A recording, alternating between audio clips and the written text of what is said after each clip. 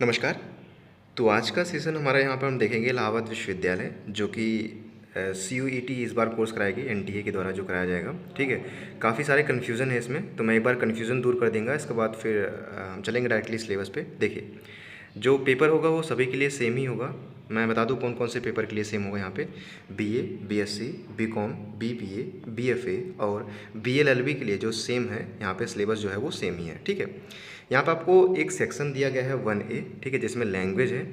इस लैंग्वेज में आपको हिंदी या इंग्लिश में से किसी एक को चुनना होगा। ठीक है, तो select minimum one from one और टू। ठीक है, या तो आप हिंदी चुन सकते हैं या तो आप इंग्लिश चुन सकते हैं। हिंदी या फिर इंग्लिश में चुनने के बाद में आपको 50 क्वेश्चन मिलते हैं, या तो आप हिंदी चुनते हैं या फिर इंग्लिश चुनते हैं। 50 में से आपको 40 करने होते हैं। ठीक है, दूसरा सेक्शन क्या है कि अलग अलग यहाँ के कोर्सेज़ के लिए दिया गया है। जैसे कि BBA के लिए क्या है कि performing art and music general, ये सभी के लिए कंपलसरी है, ये तो आपको करना ही है। BFA के लिए क्या है कि fine arts and visual arts जो है कंपलसरी है, सभी के लिए करना है। BLLB ऑनर्स जो करना चाहते हैं वो लीगल स्टडीज़ आपको करनी ही करनी है। BCom वाले के लिए अकाउंटेंसी और या फिर बुक कीपिंग ये कंपलसरी सब्जेक्ट है। ठीक है, वहीं BSc होम साइंस के लिए होम साइंस कंपलसरी है। वहीं BSc मैथ में आप किन्हीं 3 सब्जेक्ट में से 2 सब्जेक्ट को आप यहाँ पे चुन सकते हैं। यहाँ पे बताया गया है compulsory to select any 2 from the 3 option in the domain, यानी जो डोमेन में 3 सब्जेक्ट दिए गए हैं उनमें से आप किन्हीं 2 को चुन सकते हैं। ठीक है, इसके बाद BSc बायो के लिए biology chemistry both domain compulsory, यानी दोनों कंपलसरी कर दिए गए हैं। इसके बाद अगर आप BA कर रहे हैं तो BA के लिए क्या किया गया है कि यहाँ पे आपको 8 सब्जेक्ट दिए गए हैं। कौन कौन से? Economy, political science, sociology, psychology, anthropology, history, geography और संस्कृत। अब इसमें क्या है, थोड़ा सा ध्यान समझिएगा कि compulsory to appear in at least 2 domain from the domain list of the 8 of admission to BA course, यानी आप अगर BA कोर्स में एडमिशन लेना चाहते हैं तो किन्हीं 8 सब्जेक्ट में से आपको 2 सब्जेक्ट को मिनिमम यहाँ पे चुनना होगा। ठीक है, एटलीस्ट 2। ठीक है, मैक्सिमम आप कितना चुन सकते हैं? 4 चुन सकते हैं। लेकिन आपके पास जो है कई बार फ्रस्ट्रेट हो जाते हैं, 2 तो 2 मैं कहूँगा कि 2 आप डेफिनेटली यहाँ पे चुनिए। कुछ लोग यहाँ पे पॉलिटिकल साइंस चुनेंगे और कुछ लोग यहाँ पे हिस्ट्री। ठीक है, ये 2 कॉम्बिनेशन यहाँ पे काफ़ी ज़्यादा चलने वाला है। या फिर पॉलिटिकल साइंस और ज्योग्राफी का भी यहाँ पे काफ़ी सारा चलेगा। ठीक है, हिस्ट्री ज्योग्राफी भी आप चुन सकते हैं या फिर हिस्ट्री के साथ में आप पॉलिटिकल साइंस भी चुन सकते हैं। आपने क्या चुना है? ठीक है, आप क्या चुनेंगे ये आप कमेंट बॉक्स के माध्यम से बताइएगा।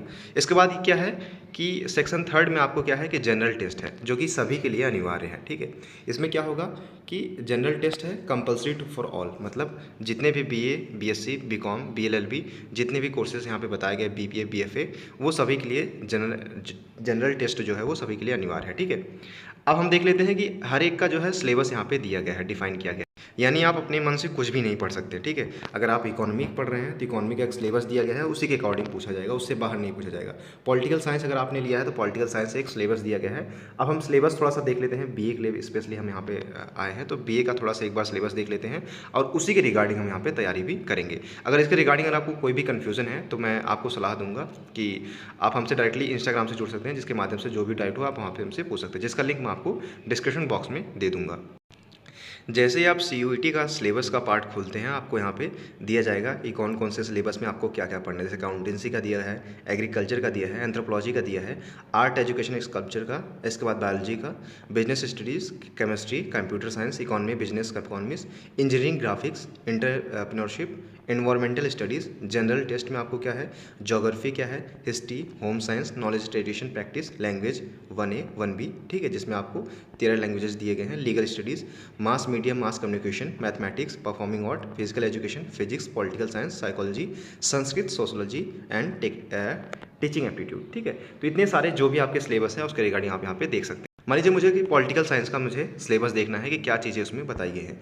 ठीक है, तो आप डेफिनेटली यहाँ पे डाउनलोड कीजिए। ठीक है, एडोब से आप यहाँ पे खोलिए इसको और इसमें जो भी दिया गया है, इसमें आपको दिया गया है कि 2 सेक्शन दिए गए हैं। ठीक है, पहला सेक्शन क्या है कि आपका आएगा कि politics in India since independence. ठीक है, politics in India since independence, यानी जब भारत आज़ाद हुआ तो वहाँ से लेकर के अब तक का जो पॉलिटिक्स है उसके बारे में आपको पढ़ना है। अब उसमें भी दे दिया गया कि कौन कौन से मेजर फैक्टर है जो कि आपको विशेष तौर पर ध्यान देना है। देखिए, कांग्रेस पर विशेष फोकस आप यहाँ पे दीजिएगा, कांग्रेस से संबंधित कि कांग्रेस की स्थापना कब हुई थी, एओ ह्यूम पहली बैठक कब हुई थी, नेहरू अप्रोचेस के बारे में पूछ सकता है नेशनल बिल्डिंग में, ठीक है। इसके बाद क्या है कि प्लान डेवलपमेंट्स के बारे में पूछ सकता है। इसके बाद इंडिया से एक्सटेंशन, नेहरू फॉरेन पॉलिसी क्या थी, फॉरेन पॉलिसी रिलेटेड, ठीक है। इसके बाद क्या है, कांग्रेस सिस्टम पूछेगा। इसके बाद कॉन्स्टिट्यूशनल ऑर्डर पूछ सकता है, ठीक है। इसके बाद ये क्या है, टोटली आपको यहाँ पे दे दिया गया है। इसके साथ साथ में जेडी बीजेपी सरकार इस समय है, तो यहाँ पे पूछने के चांसेस यहाँ पे ज़्यादा बनते हैं कि पार्टी से संबंधित एनडीए, ठीक है। तो पार्टी के बारे में भी जानकारी आपको यहाँ पे होनी चाहिए। और इसके बाद यहाँ पे क्या पूछा गया है कि ग्लोबलाइजेशन रिसेंट इशूज चैलेंजेस क्या क्या हैं, उसे भी पूछा जा सकता है। और इकोनॉमिक्स पॉलिसीज के बारे में पूछा जा सकता है, ओबीसी, नॉर्थ इंडियन पॉलिटिक्स, ये सब चीज़ें यहाँ पे दिया गया है। अगला क्या है कि कंटेम्प्रेरी वर्ल्ड पॉलिटिक्स, ठीक है। वर्ल्ड के बारे में आप जैसे कोल्ड वॉर से संबंधित यहाँ पे पूछा जा सकता है, सेकेंड वॉर, ठीक है, कोलेप्स ऑफ बायोपोलिट्रीन।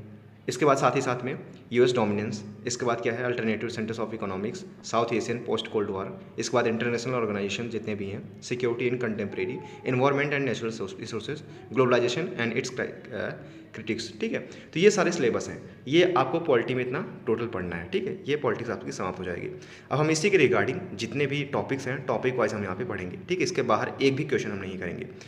मैं बता दूं कि अगर इलाहाबाद विश्वविद्यालय की जितने भी बुक्स हैं, अगर आप लेना चाहें तो डेफिनेटली मिल सकती है, वीडियो के नीचे लिंक दिया गया है। उससे क्या होगा कि जितने भी पॉलिटिक्स के हैं, क्या है कि उसमें सिलेबस वाइज डिफाइन किया गया, तो आप उसको सिलेबस को एक बार देख लीजिएगा, क्योंकि देखिए हिंदी और इंग्लिश का सेक्शन तो सेम रहने वाला है।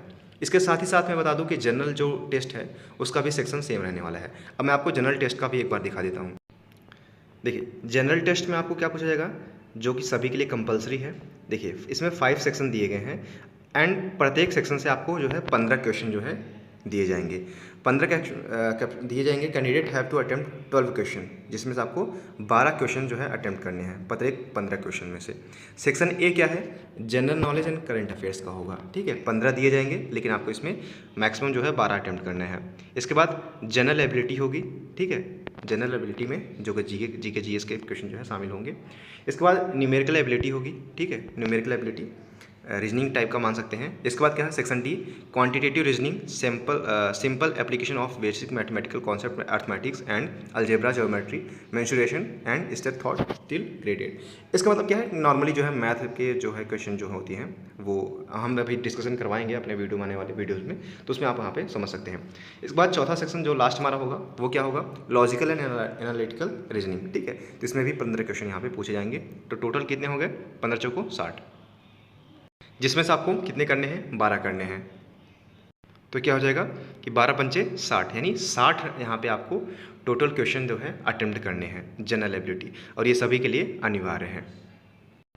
इसके साथ ही में आपको बताया गया किस तरीके से आप यहाँ पे फॉर्म भर सकते हैं, स्टेप बाय स्टेप आपको समझाने के प्रयास किया गया है, ठीक है। आप यहाँ पे जाएंगे पहले इसके ऑफिशियल साइट पे, ठीक है, CUET की, जो कि एनडीए ऑर्गेनाइज करा रही है, ठीक है। जैसे आप जाएंगे यहाँ पे इन्फॉर्मेशन आप बुलेटिन यहाँ पे डाउनलोड कर सकते हैं, इलाहाबाद विश्वविद्यालय के डाउनलोड यहाँ पे कर सकते हैं। फीस प्रोस्पेक्ट क्या है आपको यहाँ पे ये समझाया गया है, ठीक है। इसके बाद क्या किस तरीके से अपलोड करना है, क्लिक हियर टू प्रोसीड, ठीक है। आप यहाँ पे जब आप सारे डॉक्यूमेंट यहाँ पे जब पढ़ लेंगे तो यहाँ पे आपको क्या करना है, सही का निशान लगा के क्लिक हियर टू प्रोसीड कर देना है।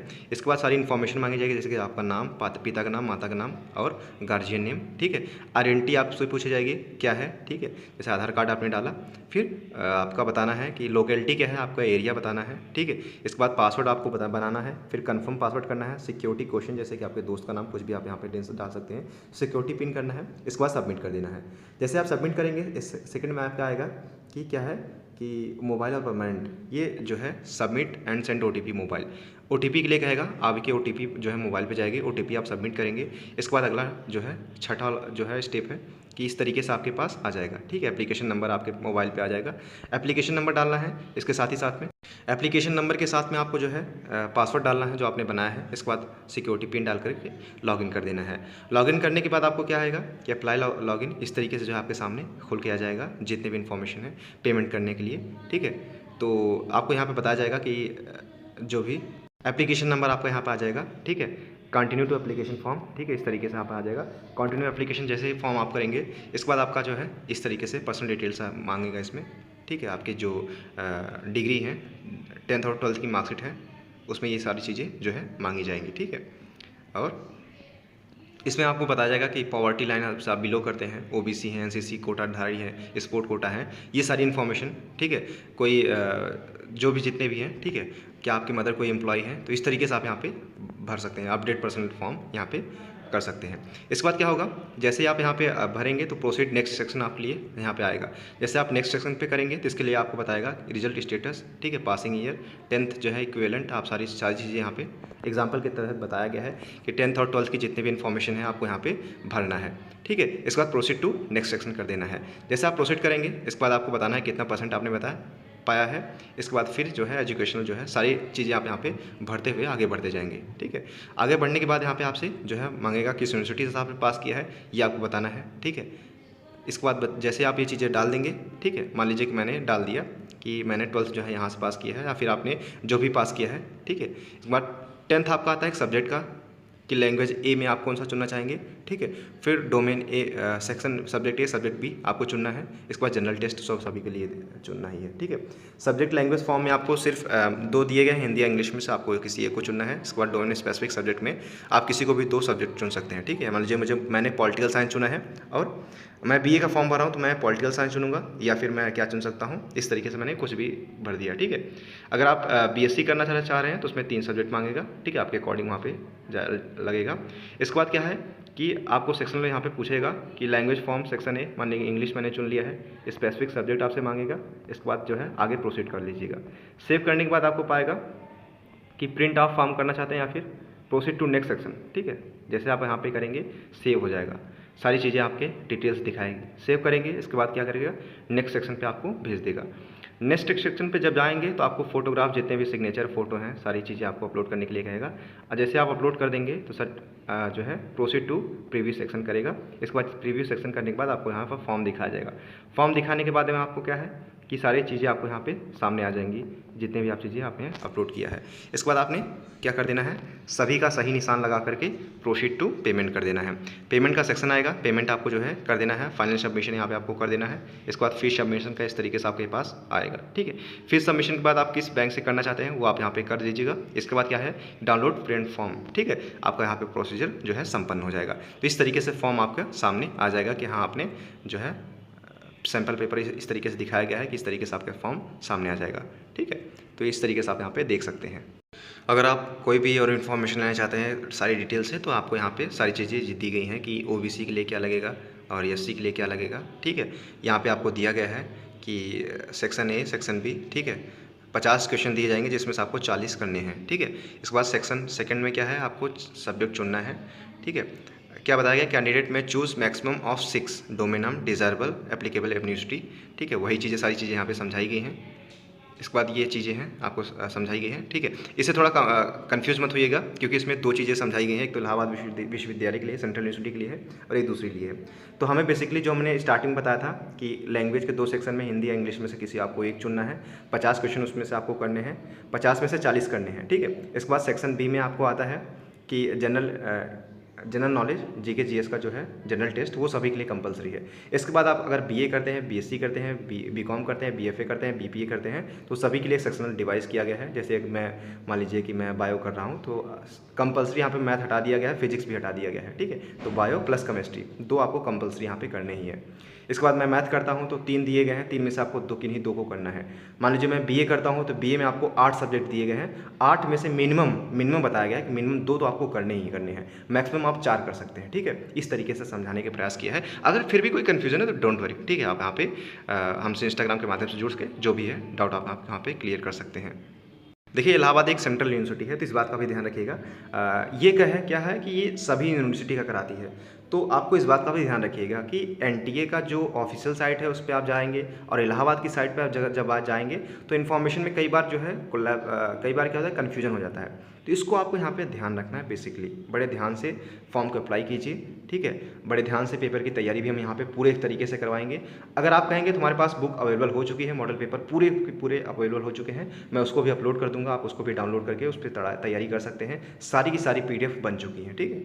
इसके साथ ही मैं बता दूंगा अगर आप आप चाहते हैं कि मैं समझ नहीं पा रहा हूँ जिस तरीके से, तो मैं आपको रिकमेंड करूँगा, डिस्क्रिप्शन बॉक्स में लिंक दिया गया है जो है बीए का पुरानी किताबें 2022 के जो पैटर्न पे आधारित है, ठीक है, उसको आप वहाँ पे सेक्शनल वाइज दिया गया, जैसे कि हिंदी या इंग्लिश अगर आप करना चाहते हैं तो उसमें दिए गए हैं, उसको मॉडल पेपर को सॉल्व कीजिए, उसी के अकॉर्डिंग आएगा डेफिनेटली लैंग्वेज का। इसके बाद जनरल एबिलिटी का, ठीक है, उसको पूरा सॉल्व कीजिए, ठीक है। बीच बीच में आपको कुछ स्किप करने हैं, जैसे में पॉलिटिकल साइंस में सिर्फ आपको वही सेक्शन पढ़ना है, ठीक है, उसमें सभी सेक्शन दिए गए हैं, लेकिन सिर्फ आपको वही सेक्शन पढ़ना है जो इसमें दिया गया है, जैसे कि पोस्ट इंडिपेंडेंस के बाद जो है जितने भी घटनाएं घटी हैं, तो ये सारी चीज़ें पढ़नी है, इसके बाहर आपको नहीं पढ़ना है, तो इसको आप यहाँ पे ध्यान रखना है। बाकी अगर आपको कोई भी डाउट है तो आपको यहाँ पे ईमेल आईडी दिया गया है, इसके बाद प्लस में कॉन्टैक्ट डिटेल सारी डाली गई हैं, तो आप उसके माध्यम से भी CUET को कॉल कर सकते हैं हेल्प डेस्क में। हालांकि वो कई बार रिस्पांस नहीं देते हैं, उसकी चिंता मत कीजिएगा, जितने भी डाउट होंगे मैं कोशिश करूँगा कि पर्सनली आपके डाउट मैं खुद सॉल्व करूँ, लेकिन इसके बाद भी अगर कोई डाउट होता है तो आप हमसे जुड़ सकते हैं। प्रत्येक क्वेश्चन के लिए जो है आपको नंबर जो अलॉट किए गए हैं वो 5 नंबर अलॉट किए गए हैं, माइनस मार्किंग भी है इस बार, ध्यान दीजिएगा। अगर एक क्वेश्चन आप गलत करते हैं तो 1 नंबर आपका कट जाएगा। बाकी इलाहाबाद विश्वविद्यालय की ऑफिशियल साइट है, इसके माध्यम से आप जो भी इन्फॉर्मेशन है वो खुद से कलेक्ट कर सकते हैं, ठीक है। अगर आपको एंट्रेंस एग्जाम के बारे में जानकारी चाहिए तो यहाँ पे आप जो है कर सकते हैं, सिलेबस के बारे में जानकारी चाहिए तो वो आपको यहाँ पे निकाल सकते हैं। सिलेबस के अकॉर्डिंग जो है क्या क्या चीज़ें हैं, जैसे मान लीजिए सिलेबस के बारे में जानना है तो मैंने यहाँ पे क्लिक किया, इसके बाद यहाँ पे सारी चीज़ें आ गई हैं, ठीक है। इसके बाद आप अप्लाई यहाँ से कर सकते हैं, पोर्टल है, इन्फॉर्मेशन बुलेटिन दिया गया है, सारी चीज़ें दी गई, थोड़ी सी ध्यान दीजिएगा, इस बार थोड़ा चेंज आया इस बार। सिलेबस यहाँ पे दिया गया है, यूनिवर्सिटी कौन कौन सी ऐड है वो भी बताया गया है, एप्लीकेशन गाइडलाइन आपको दी गई है, ठीक है, कॉन्टैक्ट डिटेल्स यहाँ पे दिया गया, तो सारी चीज़ें यहाँ पे अवेलेबल हैं। अगर आपको कोई भी डाउट होता है तो पर्सनली यहाँ पे चेकआउट कर सकते हैं, क्रॉस चेकिंग भी यहाँ पे आप कर सकते हैं, ठीक है। तो इसके रिगार्डिंग अगर आपको कोई भी अगर इसके बाद भी कोई डाउट है तो डेफिनेटली आप हमसे डायरेक्टली पूछ सकते हैं या फिर इंस्टाग्राम के माध्यम से भी जुड़ सकते हैं। Thank you so much, keep loving, keep supporting, keep stay with us. Thank you so much.